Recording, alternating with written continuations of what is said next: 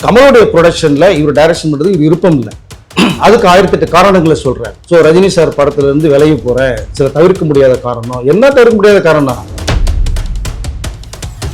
அதனால இந்த படத்துக்கு சுந்தரசி தூக்கி நீ எப்படி மரியாதை இல்லாம ஒரு இன்ஸ்டால பதிவு போட்டு போனீங்களோ அவங்க உங்களை தூக்கி அடிச்சு மெட்ராஸ் விட்டு இங்க காலிமணி தூக்கி அடிச்சிட்டாங்க. இப்போ நீங்க இண்டஸ்ட்ரியை விட்டு வெளியில போய் கிடக்குறீங்க சுந்தர்சி. ஸோ இது சுந்தர்சியும் குஷ்புவும் இது எதற்காக செய்தார்கள் அப்படிங்கிறதுக்கு பேக்ரவுண்ட்ல ஒரு ஃபோர்ஸ் இருக்கு, அழுத்தம் இருக்கு. மூக்கித்தம்மன் 2ல நயன்தாரா கூட சில பிரச்சனைகள் சுந்தர்சிக்கு உருவாயிருக்கு. இப்போ அங்கேயே 2 பேருக்குமே கீரிமா மாதிரி இருக்காங்க. இப்போ அடுத்து ரஜினி சாரும் கமல் சாரும் இணைஞ்சு பண்ண போற படத்துல நெல்சன் சார் தான் டைரக்ட் பண்ண போறாங்கலாம் சொன்னாங்க. ஆனா இப்போ கமல் சார் வந்து சொல்றாரு அதுக்கான கதைகளும் நம்ம கேட்டுட்டு இருக்கோம். இப்போ நெல்சன் சார் டைரக்ட் பண்ண போறாரா இல்ல வேற டைரக்டர் டைரக்ட்? இல்லை, அது 200% கன்ஃபார்ம். ரஜினியும் கமலும் சேர்ந்து பண்ணக்கூடிய படத்துக்கு நெல்சன் டைரக்டர், அது ஃபிக்ஸடு. ரஜினி சார் ஒன்றும் பிரச்சனை இல்லை. இனிமேல் சுந்தர் சார் மீட் பண்ணி பேசுற வாய்ப்புகள் 1000% கிடையாது.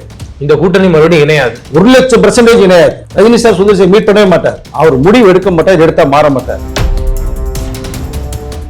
இதுக்கு முன்னாடி சுந்தர்சி சாருக்கும் கமல் சாருக்கும் ஏதாவது பிரச்சனை இருந்ததானா? ஏன்னா இது நீங்க சொல்றதை பார்த்தா அவர் உள்ள வர்றது பிடிக்கலன்னும் போது இதுக்கு முன்னாடி அவங்க பண்ண படம்னா அன்பேசம் தான். அதுல ஏதாவது கசப்பான தருணங்கள் ஏதாவது இருந்ததா? அதோட வெளிப்பாடா அவர் இங்க இது பண்ணிட்டாரா? கசப்பான அனுபவம் நிறைய இருக்கு. ஆனா என்னன்னா அதுக்கு முன்னாடி இதுக்குள்ள ரஜினி சார் ஹீரோ வச்சுட்டு அதோட நண்பர்களை ப்ரொடியூசரா போகணும்னு அவருடைய கணக்கு. அப்ப அவர் 2 பேரை இழுத்தா ஆட்டோமேட்டிக்கா சுந்தர்சியும் கோ ப்ரொடியூசரா உள்ள வரும், அவனி பிக்சர்ஸ் உள்ள வரும். இப்போ 3 பேனரும் சேர்ந்து வரும். அப்ப 200 கோடி லாபம்னா ஆளுகள் கூட எடுத்துட்டு போயிடலாம். ஸோ அந்த ஒரு கணக்கு. இதுல 30 கோடி ரஜினி சார் பேசியிருக்காரு, சம்பளம் பேசியிருக்காருங்க. பட் அன்பே சிவம் படத்துல இவர் ஏற்பட்ட நிறைய அனுபவங்கள். அந்த படம் எப்பயுமே ஒரு ஹீரோ சில ஹீரோக்கள் கதையை கேட்பாங்க, ஃபைனல் பண்ணுவாங்க, எல்லாம் ஓகே இதுதான் எடுக்க போறீங்களா, ரைட் ஓகே, அதுக்கப்புறம் ஹீரோ தேட மாட்டாங்க. அது ரஜினி சார். நீங்க ஒரு ஹீரோ கதையை கேட்பாரு, அதுக்குள்ள இந்த டெவலப்மெண்ட்டுக்கு இன்புட் போட்டே இருப்பாரு படம் நல்லா வருதுக்கு. அது கமலஹாசன். 2 பேருக்கு 2 வெரைட்டி இருக்கு. இது கமலஹாசன் அன்பே சிவம் நல்லா வருது. எங்க அன்பே சிவம் பேசப்படுற படங்க. கமலஹாசனுடைய ஹிஸ்டரியிலும் சுந்தர்சியுடைய பண்ண படங்களுமே 2 படம் தான், அருணாச்சலம் அன்பே சிவம் தான். வேற எல்லாமே எல்லாம் ரீமேக் படங்கள், பழைய படங்களை காப்பி அடிச்சு பண்றதா அவரு.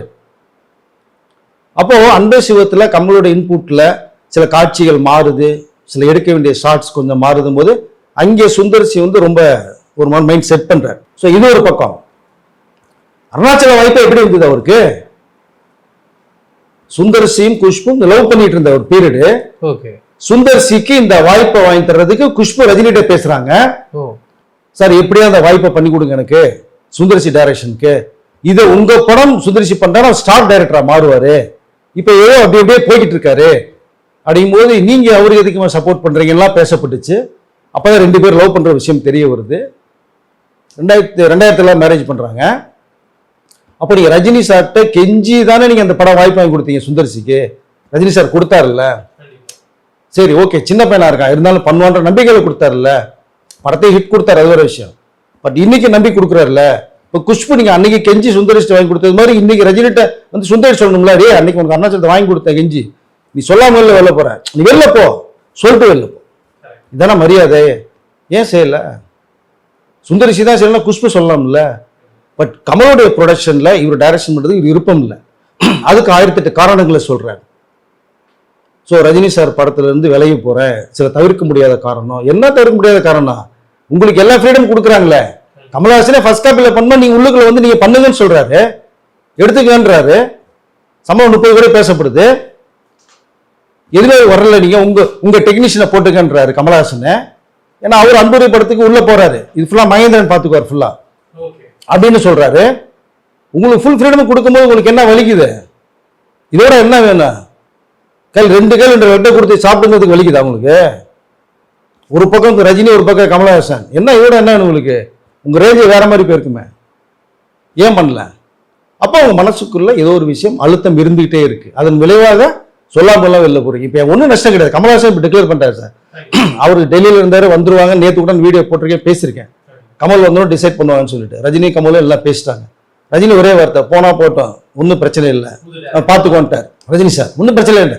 இனிமேல் சுந்தர் சார் மீட் பண்ணி பேசுற வாய்ப்புகள் 1000% கிடையாது. இந்த கூட்டணி மறுபடியும் இணையாது, 1,00,000% இணையாது. ரஜினி சார் சுந்தர்சியை மீட் பண்ணவே மாட்டார். அவர் முடிவு எடுக்க மாட்டார், எடுத்தா மாற மாட்டார். உங்களை உள்ள கொண்டு முடிவு பண்ணாரு.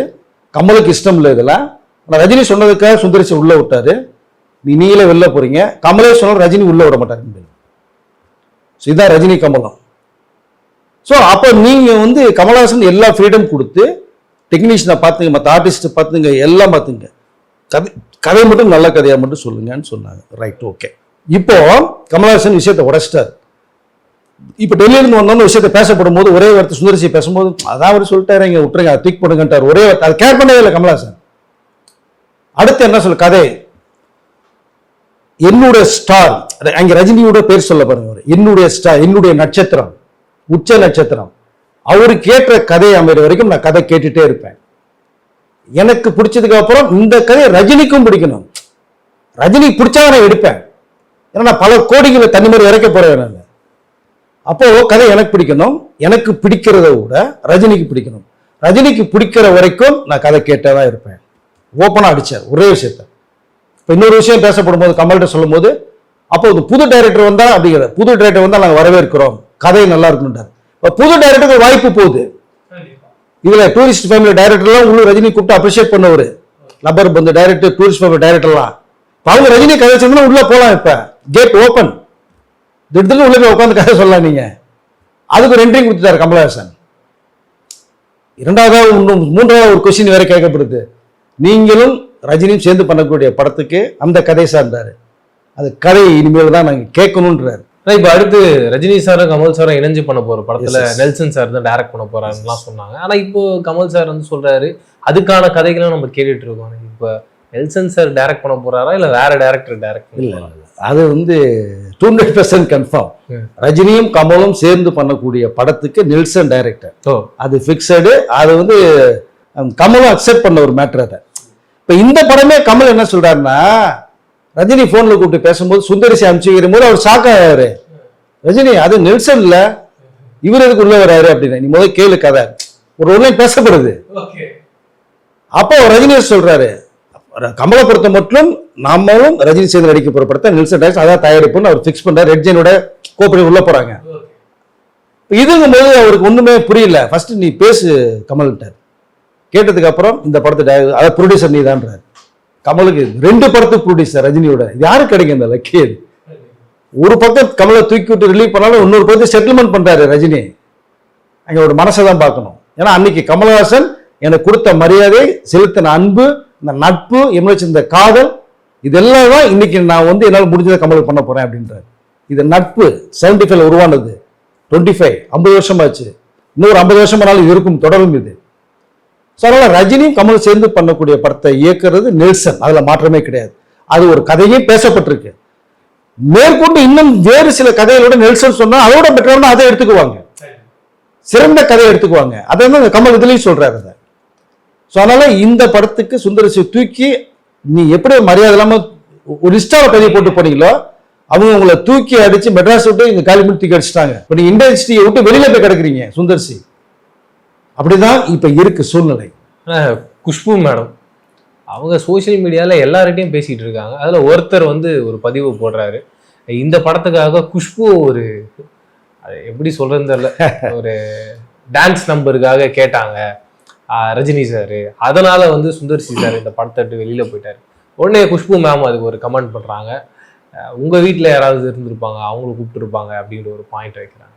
இந்த மாதிரி ஒரு 2-3 கமெண்ட். அடுத்து இன்னொரு விஷயம், அதே நம்பர் என்ன பண்றாரு, மறுபடியும் ரஜினி சார் வந்து பயங்கர டான்ஸ் ஆடிட்டு இருக்க மாதிரி ஒரு இது. அதுக்கு இவங்க சொல்றாங்க, என்கிட்ட ஒரு 41 சைஸ் செருப்பு இருக்கு, அது உனக்கு வரும் அப்படின்றாங்க. அண்ட் கமல் சாரோடைய ரொம்ப நெருக்கமா இருக்க ஒரு நபர் வந்து இந்த கேள்வி கேட்கிறாங்க, என்ன காரணத்துக்காக நீ இந்த படத்தை விட்டு வெளில போனீங்க? என்ன இருந்தாலும் இப்ப நீங்க சொன்ன பாயிண்ட் தான், அவரு பண்ண விஷயங்கள் வந்து தப்பா இருக்கு, இப்படி டைரக்டா அவங்க வந்து சொல்லியிருக்க வேணாம் சோசியல் மீடியா. அதுக்கு அவங்க குஷ்பு மேம் என்ன சொல்றாங்கன்னா, நீங்க உண்மையை தெரியாம பேசாதீங்க, உண்மை என்னன்றது உங்களுக்கு தெரியுமா, அதை புரிஞ்சுக்கிட்டு தெரிஞ்சுக்கிட்டு பேசுங்க, தேவையில்லாம இப்படி வதந்திகளை பரப்பாதீங்க அப்படின்ற மாதிரி சொல்றாங்க. 3மே பயங்கர இதுவா இருக்கு. நீங்க இதை பத்தி என்ன? உண்மையை சொல்ல வேண்டியதானே, உண்மை தெரியாதனாலும் கேட்கறாங்க அவங்க. நீங்க சொல்லுங்க உண்மையை சொல்லு, மக்கள் தானே கேட்கறாங்க, ரசிகர்கள் கேட்கறாங்க. நீங்க ரஜினி சொல்லுவானா கமல் சொல்லுவானாங்க? உங்களுக்கு கேள்வி கேட்ட இந்த ரசிகர்கள் சொல்லுங்க, மக்களுக்கு வெளிப்படுத்துங்க. நான் அரசியல் நீங்க இருக்கீங்க, அரசியல 2010 இருந்து இருக்கீங்க, 15 வருஷமாக. அனுபவம் நிறைய. டிஎம்கேல இருந்தீங்க, காங்கிரஸ்ல இருந்தீங்க, பிஜேபி இருக்கீங்க. நீங்களே கட்சி விட்டு கட்சி மாறிக்கிட்டே இருக்கீங்க. அப்படிதான் சுந்தர் சி மாறுறாரு. ரஜினி விட்டாரு, கமலோட வேற எங்கேயோ போறாரு. பட் கேட்ட கேள்விக்கு தான் பதில் சொல்லணும். நம்ம நீங்க அரசியல்னா மக்கள்கிட்ட நீங்க பேசக்கூடியவர்கள். இப்படி நீங்க பதில் சொன்னீங்கன்னா நாளைக்கு கட்சி சார்பாக தேர்வு வரும்போது பிரச்சாரத்துக்கு முன்னாடி என்ன பதில் சொல்லுவீங்க? அங்க மக்கள் நிறைய கேள்வி கேட்பாங்க, எப்படி பதில் சொல்லுவீங்க? இப்படிதான் பதில் சொல்லுவீங்களா? அதுக்கு ஒரு நாகரிகம் வேண்டாமா? 41 சைஸ்ன்றீங்க, என்ன இது? செருப்பு எடுத்து அடி பண்ண மாதிரி சொல்றாங்க இல்லையா? அப்படிதான் சொல்றாங்க. அது எப்படி சொல்லலாம் அவங்க? ரெண்டாவது ரஜினி சார் படத்தில் ஐட்டம் சாங் தான் கேட்குறாங்க. பட் அதுக்கு ஒரு ஐட்டம் சாங் ரஜினி படத்தில் எங்கே இருக்கு உங்களுக்கு? நீங்க ஜெயிலர்ல தமனா வச்சு ஒரு சாங் பண்ணாங்க, ஒரு கூலியில பூஜை கிட்ட வச்சு வில்லன் கூட பண்ணாங்க. ஒரு கமர்ஷியல் ஹிட். ஐட்டம் சாங்ன்றது வேற மெத்தட். அதுக்கு ஆக்டர்ஸ் தனியா இருந்தாங்க. இவங்க ஹீரோயின்ஸ் டான்ஸ். இது ஓகே, சாங் நம்பர், ஒரு சோலோ சாங் வேற, சாங் நம்பர், அவ்வளவுதான். பட் தமிழாக ரோலே கொடுத்துருந்தாங்க, அதுல கேரக்டர் ரோல். ஆமா, ஜெயிலர்ல காமெடி ரோல் பண்ணிருப்பாங்க அதுல அவங்க. கரெக்ட். இப்போ போய் குஷ்பு இப்ப இருக்கிற நிலைமைக்கு ஐட்டம் சாங் ஆடுன்னு சொல்லுவாங்களா யாராவது? அப்படியே சொன்னாலும் நீங்க என்ன சொல்லிட்டு போலாம்? நீங்க அரசியல் இருக்கீங்களா, சினிமால இப்ப இல்லையே நீங்க. அரசியலுக்கு தகுந்த அந்த பேச்சுவார்த்தை இருக்கணும் இல்லையா? அது ஒண்ணு. அப்புறம் உண்மையை சொல்லுங்க, மக்கள்கிட்ட கேள்வி கேட்குறாங்க, அதான் முறை. ஸோ இது சுந்தர்சியும் குஷ்புவும் இது எதற்காக செய்தார்கள் அப்படிங்கிறதுக்கு பேக்ரவுண்டில் ஒரு ஃபோர்ஸ் இருக்கு, அழுத்தம் இருக்கு. மூக்கித்தம்மன் 2ல நயன்தாரா கூடயே சில பிரச்சனைகள் சுந்தர்சிக்கு உருவாயிருக்கு. இப்போ அங்கேயே 2 பேருக்குமே கீரிமா மாதிரி இருக்காங்க. அந்த ஒரு பிரச்சனை ஒன்று ஓடிக்கிட்டு இருக்கு. அதை இன்னும் முடிக்காம தான் இருக்காரு. இவ்வளோ பிரச்சனை இல்லை. ஸோ அப்போ நீங்க எப்படி நீங்க இதெல்லாம் இருந்தது அப்புறம் நீங்க முன்னாடி ரஜினி படத்தை கமிட் பண்ண கூடாது. பட் நீங்க ஏதோ ஒரு அன்பே சிவத்திலையும் அருணாச்சலத்திலையும் உங்களுக்கு வாய்ப்பு கொடுத்த ரஜினியும் நீங்க ஏதோ ஒரு காரணத்துக்காக மனசுல வச்சுக்கிட்டு 23 வருடங்களுக்கு பிறகு 2003 அன்பே சிவம், அது ஒரு இது அருணாச்சலம் 28 வருடங்களுக்கு பிறகு, அது ஒரு 22 வருடங்களுக்கு பிறகு ஏதோ காரணத்துக்காக கிடைச்ச வாய்ப்புக்கு நீங்க இப்படி இன்சல்ட் பண்ணி போறது கொஞ்சம் கூட சுந்தர்சிக்கு அழகே கிடையாது, மரியாதை கிடையாது. ஓகேண்ணா, நிறைய விஷயங்கள் நம்ம பேசணும், நிறைய விஷயங்கள் நீங்க சொன்னீங்க. ஆனா இதுல நம்ம கன்க்ளூஷனா தெரிஞ்சுக்கிறது என்னன்னா, சுந்தர்சி சார் தான் ஏதோ ஒரு விஷயம் தவறா பண்ணியிருக்காரு அப்படின்றது. இதுல இருந்து அடுத்தடுத்த படங்கள்ல அவருடைய லைஃபை இது பாதிக்குமா, இல்ல இது கடந்த ஒரு அடுத்தடுத்த படங்கள் ஈஸியா பண்ண முடியும்னு நினைக்கிறேன்? கண்டிப்பா பாதிக்கும். ஏங்க மரியாதை தெரியாத ஒரு இயக்குனர் எல்லாம் இருக்காரு. முதல்ல நீ ஒரு புது ப்ரொடியூசர் உங்களை தேடி வர்றாருன்னா அவருக்கே நீங்க மரியாதை தருங்க. உங்களுக்கு முதலாளி அவரு. சினிமாவே தெரியாம ஒருத்தன் மஞ்ச கோயில ஒரு 50 கோடி எடுத்துட்டு வர்றாங்கன்னு வச்சுங்க, உங்களுக்கு சம்பளம் கொடுக்குற முதலாளி, நீங்க அந்த முதலாளி மரியாதை கொடுத்துதான் ஆகணும். அங்கே நீங்க அதற்குரிய விஷயங்கள் படங்களை பண்ணிதான் தரணும். அதுதான் முறை, அதான் கடமை, அதான் பொறுப்புணர்ச்சி. நீ எதுவுமே இல்லாம தூக்கி போட்டீங்கன்னா எப்படி உங்களுக்கு ஏறுமுக முறை? இறங்குமுகம் தான் இருக்கு, சர்க்கிள் தான். நிறைய பாதிப்புகள் சுந்தரிச்சு கண்டிப்பாக வரும். திரையுலகத்தில் அடுத்து நீங்க என்ன பண்ண போறீங்க? உங்க கூட இருக்கிற 2 பேருக்காக நீங்க எல்லா விஷயத்தையும் பண்ணிட்டு இருந்தீங்கன்னா 2 பேர் எத்தனை நாள் உங்க கூட டிராவல் பண்ணுவாங்க? ஸோ ஒரு கடத்துக்கு மேல சுந்தரிசி வேணாம் அப்படின்னு என்ன பண்ணீங்க அவங்களும் இல்லையா? இப்ப அதே 2 ப்ரொடியூசர்ஸ் சுந்தரிசி வேணாம்னு சொல்லி ரஜினி வச்சு படம் பண்ணா என்ன பண்ணுவீங்க? அப்படி நடக்க வாய்ப்பு இருக்குல்ல? அப்ப நீங்க போய் எங்க ஃபேஸ் வச்சுக்குவீங்க? ஸோ இது மிகப்பெரிய தவறு சார், மன்னிக்கவே முடியாத ஒரு தவறு. நீங்க கமல்கிட்ட சொல்றீங்களோ இல்லையோ, ரஜினி கிட்டேயாவது மரியாதைக்கு ஒரு வார்த்தை போய், சார் எனக்கு உடன்பாடு இல்லை, நான் வெளில போறேன் சொல்லிட்டு நீங்க போயிட்டே இருக்கலாம். உங்களை கட்டி போட்டு நீ தான் டைரக்ட் பண்ணணும்னு ரஜினி சொல்ல மாட்டாரு, கமலும் சொல்ல மாட்டாங்க. அது ஏன்? பட் உங்களுக்கு மரியாதை கொடுத்த 2 பேருக்குமே நீங்க மரியாதையும் அவமானத்தை ஏற்படுத்தி, மரியாதை தரல, அவமானத்தை ஏற்படுத்திருக்கீங்க. ஓகே, நிறைய விஷயங்கள் பேசணும். மீண்டும் சந்திப்போம். நன்றி. நன்றி.